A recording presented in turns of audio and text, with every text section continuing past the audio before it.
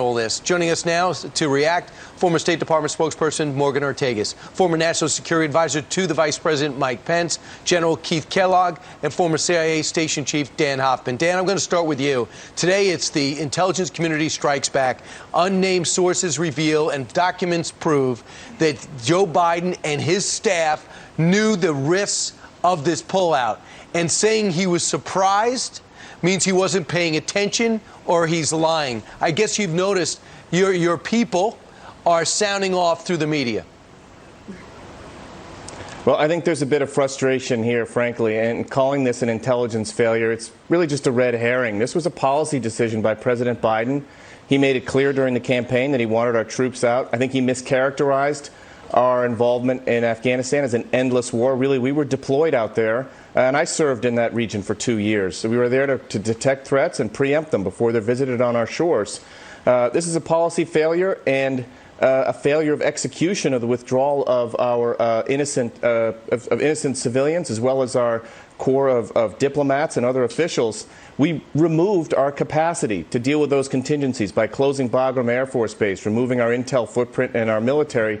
It's no surprise that we're having to rely on the Taliban. It's as extraordinarily horrific as that sounds for safe passage right now for our people. It's humiliating. In general, what's been pointed to with the president, let's blame everybody and then go back on vacation.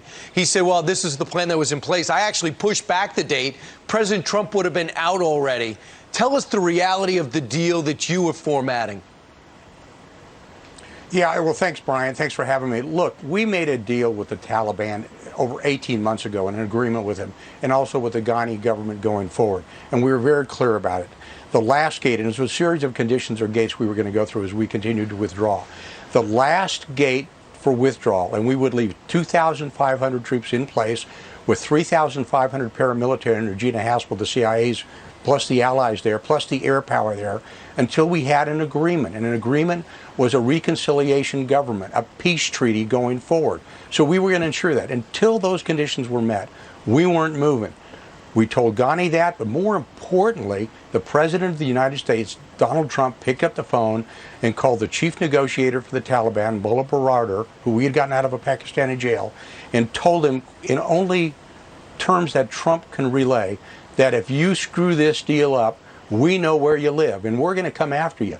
Baradar understood that, and because of that, for the last 18 months, not a single American soldier had been killed in Afghanistan. He respected strength, he respected power, and we were very, very clear on the end state. And until that end state was complete, we weren't moving. And the end state was Ghani would have been gone. They would have put together some coalition government. More than likely, it seems the Taliban would have taken over.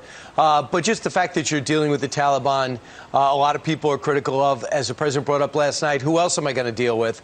Morgan Ortagus, the answers we got yesterday about Americans stuck, no guarantee to get them out, no guarantee to push back this deadline end of August, unacceptable. How does this happen? What do we do from here?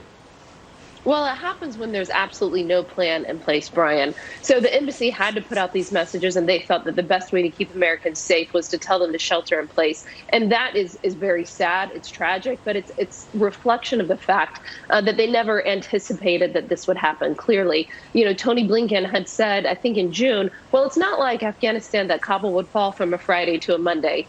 And Kabul literally fell from a Friday to a Monday. So I think the embassy and State Department is stuck in between a rock and a hard place. They either tell Americans to shelter in place and negotiate with the Taliban, or they get our military into a shooting war trying to get Americans out. All right, so Dan in general, real quick, how do we open up those arteries? We got about 3,500 on the ground. We're going to get as big as 9,000. We don't really have a base of operations. If I gave you the charter to open up the arteries to allow Americans and allies to get into Kabul and the airport and gone, what would you do first, General?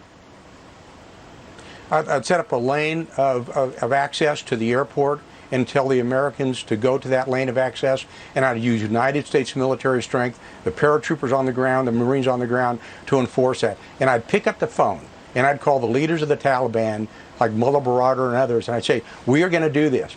Do not screw with us, and we will ensure that our people get out of there. This shelter in place is necessary, but it proves to everybody in the world how bad our planning was. But Dan, now we have no cover. Men in camouflage walking down the streets in Taliban-run Afghanistan makes them vulnerable, correct? Yeah, it does for sure. And the Taliban have imposed checkpoints throughout the city. And I think even if we warn Taliban leadership, the Taliban, it's not like they are a very disciplined force and exercise command and control over all of their militants. The concern that I would have is for all of our people trying to get out and getting into that lane, as the general mentioned, is how they do that safely and securely with patrols of Taliban militants hunting them down potentially. And he says the answer is going to be strong and direct, right? Okay, are we back at war, Morgan? Well, we're not back at war. We're negotiating with them. I think we're trying to recover from just a disastrous embarrassment to the whole world. And Brian, we've talked about this a lot. What does this show the rest of the world? You see that the Chinese are already having a field day with the events that we've seen transpire over the past week. And they spoke. I thought it was interesting. The Chinese government spoke directly to the citizens of Taiwan and said, the Americans won't be here for you. They won't be here to defend you. So we're going to see that all over the place. We're going to see the Iranians use this propaganda. We're going to see the Russians use this propaganda. Our enemies are having a field day. And by the way, they all have their embassies open. China, Russia has their embassies open in Afghanistan. They have relationships with the Taliban.